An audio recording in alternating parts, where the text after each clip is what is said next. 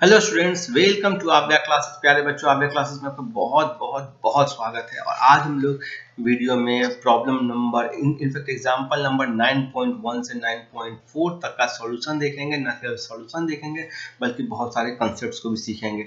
तो पहले example number 9.1 solve करते हैं। ये बोलता है suppose that the lower half of A concave mirror reflecting surface in figure 9.5 is covered with an opaque, that is non-reflective material. What will its effect on the image of object placed in front of mirror? So ये आप एक concave mirror लीजिए और इसका जो एक half है, in fact जो लोअर हाफ है, उसको आप क्या करें, किसी एक ओपेक मटेरियल, ऐसा मटेरियल से जो कि रिफ्लेक्ट नहीं करेगा, उससे आपने ढक दिया। तो क्या इफेक्ट आएगा? तो इफेक्ट ये होता है कि इमेज तो फुल बनेगा, image is formed as complete. ये मत सोचना कि इमेज आपको इनकम्प्लीट बनेगा, क्योंकि इमेज को फॉर्म करने के लिए केवल दो रेज चाहिए, ठीक है। और यहाँ से इसका जो अपर वाला पार्ट है वही मल्टीपल रेज को रिफ्लेक्ट कर सकता है। आप ऐसा समझो, आपके घर में कोई मिरर हो और हाफ मिरर को आप वो हैंड से ढक दो, तो क्या इमेज हाफ बनता है? नहीं, इमेज आपका फुल बनता है। क्लियर है? अंतर कहाँ आएगा? अंतर आएगा कि intensity of image is decreased. So intensity of image is decreased. क्यों इंटेंसिटी डिक्रीज होगा? क्योंकि एपर्चर रिड्यूस्ड हो रहा है। Aperture is reduced. एपर्चर क्या होता है? जो मिरर का रिफ्लेक्टिंग करने वाला एरिया है, ठीक है। सो रिफ्लेक्टिंग एरिया जो है वो आपको रिड्यूस्ड हो गया। सो देखो, यही सारी बातें लिखी गई होगी कि but taking the law of reflection to be true for all points of the remaining part of mirror, ठीक है। The image will be that of the whole object. However, as the area of reflecting surface has been reduced, the intensity of image will be low. So मेरे ख्याल में ये problem समझने को कोई दिक्कत नहीं हुई होगी। हम लोग प्रॉब्लम नंबर एग्जांपल नंबर 9.2 देखते हैं। A mobile phone lies along the principal axis of a concave mirror as shown in the figure. Show by suitable diagram the formation of its image. Explain why the magnification is not uniform. What will be the distortion of image depends on the location of phone with respect to the mirror. देखो, आपको एक पहले हम लोग देख करके एक चीज देखते हैं, एक कंसेप्ट देखते हैं कि ये जो आपको जो ऐसे रखा जाता है ना, उसको क्या बोलते हैं? लॉन्गिट्यूडनल मैग्निफिकेशन, ठीक है। ऐसे जब ऑब्जेक्ट रखा जाए और उसका इमेज जो बनता है ऐसे, ठीक है, इन्वर्टेड बन गया, तो ये इस टाइप के मैग्निफिकेशन को बोलते हैं लैटरल मैग्निफिकेशन, ठीक है। इसको हम लोग जब ये आपको प्रिंसिपल एक्सिस के परपेंडिकुलर की जगह प्रिंसिपल एक्सिस के एलोंग रखा जाए ना, तो उसको हम लोग क्या बोलते हैं? Longitudinal magnification. तो लॉन्गिट्यूडनल मैग्निफिकेशन में जो है ना ऑब्जेक्ट, उसको आप गिरा करके रख दिए, लाइक आपने इसको कैसे रख दिया? ऐसे रख दिया। इसी ऑब्जेक्ट को आपने गिरा कर रखा और उसका इमेज सपोज करो कि ऐसा बन रहा है, ठीक है। सो इसको आप क्या बोले? Longitudinal magnification. अब इस मैग्निफिकेशन का वैल्यू कैसे निकालेंगे? सो ये सपोज करो कि ऑब्जेक्ट है जिसमें ये डिस्टेंस यदि u2 हो, ये डिस्टेंस यदि u1 हो, ठीक है, तो क्रॉसपॉन्डिंगली आपको ये क्या निकालना है? आपको ये डिस्टेंस v2 निकालना है और ये v1 निकालना है। इनफैक्ट ये v1 होगा, ये v2 होगा, ये u1 के क्रॉसपॉन्डिंग ये v1 होगा और u2 के क्रॉसपॉन्डिंग यहाँ v2 होगा। और उसके बाद क्या होगा कि v2 minus v1 divided by u2 minus u1 ही आपको क्या आ जाएगा? मैग्निफिकेशन। और यदि ये निगेटिव साइन के साथ आया, इसका मतलब क्या है? ये इन्वर्टेड है। मीन्स कि यदि ये a और b है तो यहाँ पर ये a डैश होगा, ये b डैश होगा, उलट गया है। क्लियर है? तो ये तो हुआ कि जब ऑब्जेक्ट साइज बड़ा हो, u1 u2 के बीच में गैप हो। लेकिन यदि सपोज करो कि u1 और u2 के बीच में गैप नहीं हो, मीन्स कि ऑब्जेक्ट स्मॉल हो, स्मॉल ऑब्जेक्ट के लिए जो हॉरिजॉन्टल मैग्निफिकेशन का वैल्यू निकलता है m डैश, वो क्या होता है minus sign of lateral magnification v by u का होल स्क्वायर। मीन्स कि आप कोई एक इनके बीच का कोई पॉइंट ले लोगे, सपोज ऑब्जेक्ट बहुत छोटा है तो आप यहाँ का डिस्टेंस लो, यहाँ का डिस्टेंस लो, बात बराबर है। आप बस एक डिस्टेंस u मान लोगे, उससे आप v निकाल दोगे और स्क्वायर कर दोगे, यही होगा स्मॉल ऑब्जेक्ट के केस में। क्लियर है। अब इस फिगर को हम लोग एनालाइज करते हैं, इसमें रे डायग्राम दिए आपको दिखाया गया और क्लियरली रे डायग्राम के हिसाब से आप देख करके बोल पाओगे कि ये डिस्टॉर्टेड इमेज है। लेकिन डिस्टॉर्टेड इमेज होने का कारण क्या है वो भी एक समझने वाली बात है। देखो उसके लिए हम लोग क्या करते हैं, पहले एक करके देखते हैं, फिगर से समझोगे आप। ये सपोज करो कि एक कोई आपको लेंस है, इस लेंस में ये आपको सेंटर ऑफ कर्वेचर है, तो सेंटर ऑफ कर्वेचर के लेफ्ट साइड में जो भी ऑब्जेक्ट रखोगे, राइट जो उसका इमेज बनेगा, सेंटर ऑफ कर्वेचर और इन्फिनिटी के बीच में कोई भी यदि ऑब्जेक्ट को रखोगे, उसका जो इमेज बनेगा वो फोकस और सेंटर ऑफ कर्वेचर के बीच में बनेगा।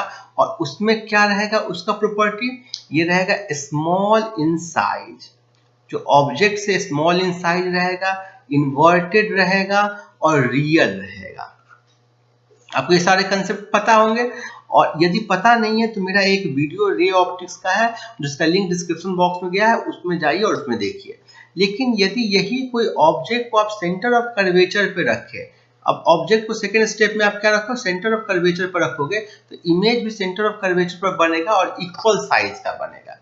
लेकिन आप सेंटर ऑफ कर्वेचर और फोकस के बीच में रखें, C और F के बीच में रखें, तो इमेज क्या बनेगा, इमेज इन्वर्टेड बनेगा और बड़ा साइज का बनेगा।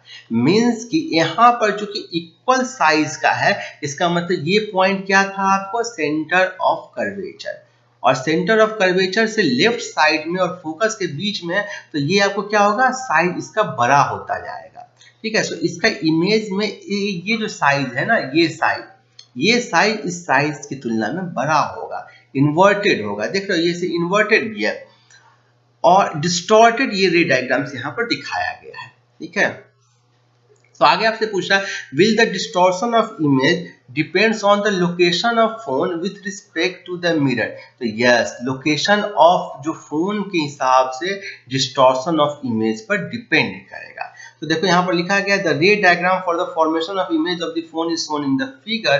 The image of the part which is on the plane perpendicular to the principal axis will be on the same plane, it will be on the same size. ठीक है, so perpendicular to plane में जो है वो आपको same size का है।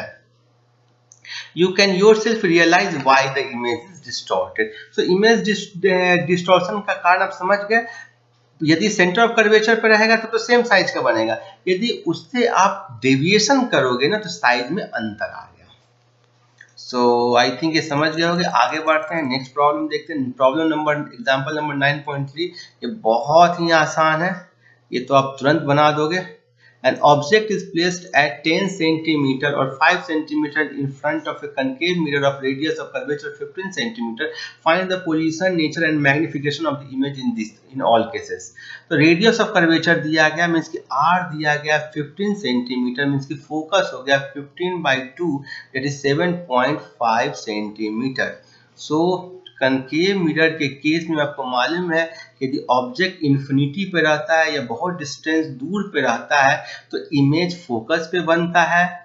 यदि सेंटर ऑफ कर्वेचर है, ये फोकस है।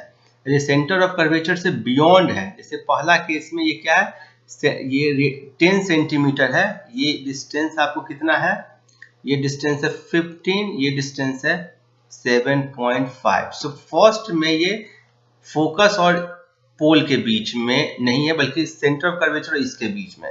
मींस ऑब्जेक्ट यदि यहाँ पर जब भी कहीं रहेगा तो इमेज यहाँ पर बनेगा और बड़ा साइज का बनेगा। ठीक है, सो हम लोग निकालेंगे और समझ जाओगे।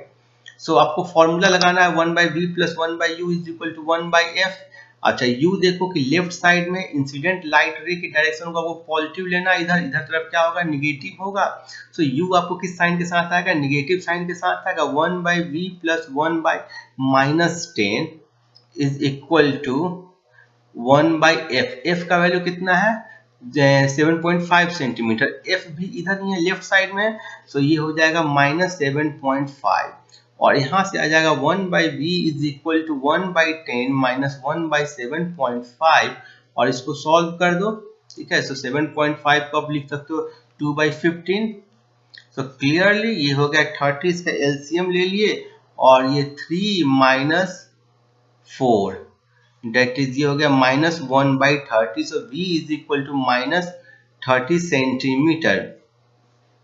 सो -30 सेंटीमीटर आप समझ जाओ कि सेंटर ऑफ कर्वेचर से लगभग इससे इतना दूरी पर, मीन्स कि यहाँ पर की जगह यहाँ पर बनेगा और ये कितना बड़ा बनेगा। तो देखो मैग्निफिकेशन जो होगा वो होगा image of size by object of size. ये आपको मालूम है मैग्निफिकेशन मीटर के केस में हमने देखा था HI/H0 is equal to -V/U। यदि आपको डाउट है तो मेरा पिछला वाला वीडियो देखिए, उसमें पूरे इस फॉर्मूला को डिराइव किया गया है। So height of image divided by height of object, ये हो गया -V/U। कितना हो गया, V भी आपको माइनस साइन के साथ आया -30 और U भी आपको है माइनस साइन के साथ, ये क्या है -10।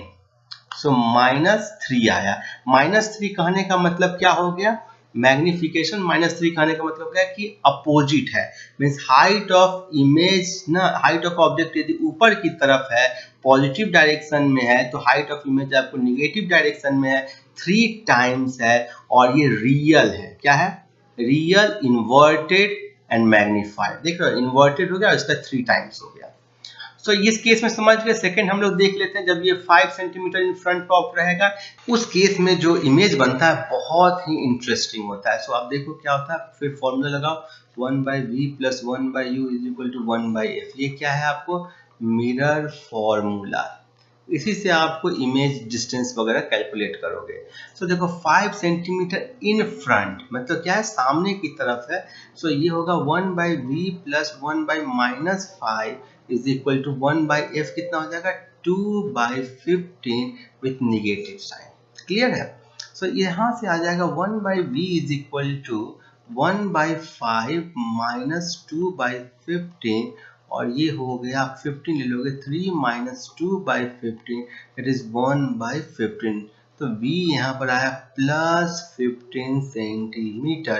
प्लस मैं यहाँ पर जानबूझकर लिखा हूँ क्योंकि ये एक सिंगल केस है जिस केस में जो इमेज होता है वर्चुअल बनता है। मैं बार बार बोल रहा हूँ, यही एकमात्र सिंगल केस है जिसमें कि इमेज जो क्या है वर्चुअल बन रहा है, मीन्स कि मिरर के दूसरी तरफ बन रहा है। इस डायरेक्शन को आपने पॉजिटिव लिया था, सो इस तरफ बन रहा है 15 सेंटीमीटर की दूरी पर। ये है आपको 7.5 सेंटीमीटर, इसे ऑलमोस्ट डबल साइज पर 15 सेंटीमीटर की दूरी पर एक इमेज बन रहा है। अब मैग्निफिकेशन m देखते हैं, m होता है -v/u। सो -v का वैल्यू कितना है 15 और u का वैल्यू कितना है 5 विथ माइनस साइन, क्योंकि लेफ्ट साइड में है।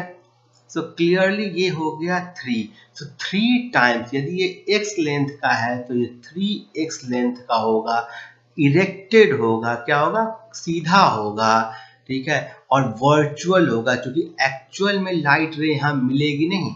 ठीक है, लाइट रे कैसे होगा, इसे यहाँ से गया ऐसे और ये फोकस से निकल जाएगा और दूसरा लाइट रे सेंटर ऑफ कर्वेचर से जाएगा और ये दोनों लाइट रे डाइवर्जिंग है तो एक्चुअल में कभी मिल नहीं पाएगा, लेकिन इसको जब पीछे की तरफ प्रोजेक्ट करोगे तो यहाँ पर मिलेगा। सो ये आपको इमेज बन गया इरेक्टेड, वर्चुअल एंड मैग्नीफाइड। समझ गए। सो यही एकमात्र केस है जिसमें कि आपको वर्चुअल और इरेक्ट बनता है। क्लियर है। और फिर उसके बाद बाकी सब केस में इसमें क्या होता है, इमेज रियल होता है, इन्वर्टेड होता है। क्लियर। वही यदि मैं कन्वेक्स लेंस के बारे में, कन्वेक्स मिरर के बारे में बात करूं तो कन्वेक्स मिरर में जो सारी जो इमेज होंगी, हालांकि हम लोग अगले प्रॉब्लम में देखेंगे, कन्वेक्स मिरर में आप कहीं पर भी ऑब्जेक्ट रखो, ठीक है, इमेज आपको फोकस और पोल के बीच में बनेगा। इमेज कहाँ बनेगा, फोकस और पोल के बीच में। और हर केस में इमेज जो होता है वो क्या होता है, virtual, erect and small in size. मैं बार बार ये सब चीजें लिख रहा हूं क्योंकि आपको याद होना चाहिए। क्लियर है। देखो ये जो सवाल का जो आंसर आया होगा, देखो यही आया था ना। अब प्रॉब्लम एग्जांपल नंबर 9.4 देखते, ये भी बहुत आसान है। Suppose while sitting in a parked car you notice a jogger approaching towards you in the side view mirror of r is equal to 2 meter. If the jogger is running at a speed of 5 meter per second, how fast is the image of jogger appears to move when the jogger is 39 meter, 29 meter, 19 meter and 9 meter away? 4 अलग अलग cases के लिए दिया गया, आपको निकालने के लिए कहा गया। बहुत ही आसान लेकिन बहुत ही कंसेप्चुअल प्रॉब्लम है ये। पहले तो आपको इसके थ्रू आप क्या कंसेप्ट समझोगे उसके बारे में हम लोग लास्ट में डिस्कस करेंगे। वो क्या है? Speed of image. कोई यदि ऑब्जेक्ट मूव कर रहा हो तो इमेज किस स्पीड से मूव करता है। अब चूंकि ये पार्क्ड कार है तो जो मिरर यूज हुआ होगा वो कौन सा होगा? Convex mirror. आप देखो side view mirror, side view mirror कौन सा होता है? कार के साइड में जो मिरर होता है वो आपको कन्वेक्स का होता है। आप इसको कैसे सॉल्व करोगे? इसको सॉल्व करने के लिए पहले मैं फिगर बना देता हूँ, फिर आपको समझाता हूँ। ये सपोज करो एक कन्वेक्स मिरर है और कोई पर्सन जो जॉगर है वो पहले यहाँ पर था, इस तरफ वो जा रहा है 5 मीटर पर सेकेंड की स्पीड से। ये 39 मीटर के डिस्टेंस पे था, ठीक है। तो 39 मीटर के डिस्टेंस पे जो एक इमेज बनेगा वो सम शॉर्ट ऑफ डैट यहाँ पे बनेगा। देखो मैं क्या किया हूँ, इससे दो लाइन क्रॉस कराया हूँ। एक इसके सेंटर ऑफ कर्वेचर से जो लाइन जाएगी वो डायरेक्टली जाएगी, ठीक है, और उसी तरह से लौट जाएगी। ऐसे जाएगी ऐसे जाएगी। दूसरा लाइट रे जो है ना वो आपको जो यहाँ से जाएगा, जो पैरेलल जाएगा, वो फोकस से, ये सब डॉटेड लाइन होगा, वो फोकस से फिर रिफ्लेक्ट कर जाएगा। इसका इमेज जो बनेगा वो यहाँ पर बनेगा, ठीक है। ये डिस्टेंस हम लोग निकालते हैं। इसके लिए फॉर्मूला कौन सा यूज करोगे? 1/v plus 1/u is equal to 1/f। और f यहाँ पर क्या होगा? आपको इस तरफ राइट हैंड साइड में है तो ये किस साइन के साथ होगा? पॉजिटिव साइन के साथ आएगा। f कैसे निकलेगा? r का वैल्यू दिया गया, r गया है 2 मीटर, तो f होगा r/2 दैट इज 1 मीटर। अब आप देखो फॉर्मूला क्या है? 1/v plus 1/u is equal to 1/f। इससे आप 1/v is equal to 1/f minus 1/u, that is u minus f by uf and v is equal to uf by u minus f। ये हम लोग इसलिए लिखे क्योंकि बार बार हमें v का वैल्यू निकालना होगा। तो सिंपल एक फॉर्मूला रखिए और उसका यूज कर लीजिए। पहला आपने केस लिया जब 39 मीटर, 39 मीटर के लिए u का वैल्यू 39 रखो, f का वैल्यू 1 रखोगे ना तो आंसर आ जाएगा। अब अच्छे से साइन कन्वेंशन भी लगाना है, u आपको नेगेटिव साइन के साथ आएगा और f किस साइन के साथ आएगा? पॉजिटिव साइन के साथ आएगा। तो f के लिए +1 रखोगे। यही किया गया सॉल्व, तो 39/40 मीटर आ गया। इसका इमेज जो डिस्टेंस ये आया वो कितना आया? 39/40 मीटर। अब फिर क्या हुआ कि 1 मिनट में ये ऑब्जेक्ट कितना डिस्टेंस ट्रेवल कर लिया होगा? ये ऑब्जेक्ट 1 मिनट में 5 मीटर ट्रेवल कर लिया होगा और यहाँ पर आ गया होगा। क्लियर है? तो इसका इमेज भी वैसे ही यहाँ से ट्रेवल करके थोड़ा सा आगे आ गया होगा और इसका इमेज थोड़ा सा और बड़ा हो गया होगा। तो देखो हम लोग इमेज का वैल्यू निकालते हैं। जब u का वैल्यू ये 39 से चेंज होकर के ये 34 मीटर हो जाए माइनस साइन के साथ, तो जब -39 से 34 लोगे फिर इस फॉर्मूला में डालोगे -34 into 1 divided by -34 minus 1, 1 plus sign के साथ होगा यहाँ पर। 34/35। क्लियरली आप देखोगे 34/35 ग्रेटर देन है 39/40। इमेज साइज थोड़ा सा बड़ा हुआ और अब ये 39/40 की जगह 34/35 पर बना। ऑब्जेक्ट ये जहां 5 मीटर से ट्रेवल किया इस पीरियड में, 1 सेकेंड में, इमेज कितना डिस्टेंस से ट्रेवल किया? इमेज ट्रेवल किया 1/280 मीटर से। क्लियरली इससे ये पता चल रहा है कि average speed of image when jogger is between 39 to 34 metre from the mirror is 1/280 metre per second. अब सिमिलर अदर केस के लिए जब u का वैल्यू -29 मीटर होगा, 19 मीटर होगा, 9 मीटर होगा, अब v का वैल्यू निकाल सकते हो और वहां से आप कॉरस्पॉन्डिंग स्पीड जिससे इमेज एपियर मूव हो रहा है वो आप कैलकुलेट कर सकते हो। क्लियर है। तो ये तो हो गया आपको कंसेप्ट, ये जो एवरेज स्पीड के बेसिस पर निकाला जा रहा है। ऐसे आप फॉर्मूला का भी यूज कर सकते हो जिसमें कि होता है कि इमेज स्पीड को यदि ऑब्जेक्ट मिरर के सामने मूव कर रहा हो तो image speed by object speed होता है माइनस वी स्क्वायर या वी बाई यू का होल स्क्वायर।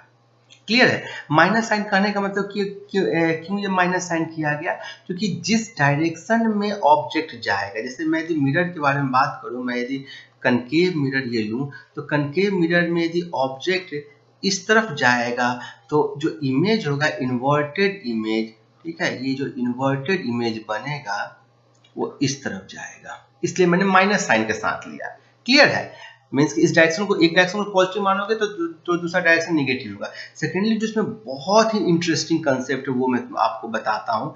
सपोज करो कि ये एक कनकेव मिरर लिए और इसमें ये आपको सेंटर ऑफ कर्वेचर है, ये आपको फोकस है, ठीक है। अब ऑब्जेक्ट इन्फिनिटी पे है, बहुत दूर मानो इन्फिनिटी पे, तो इसका इमेज कहाँ पर बनेगा, फोकस पे बनेगा।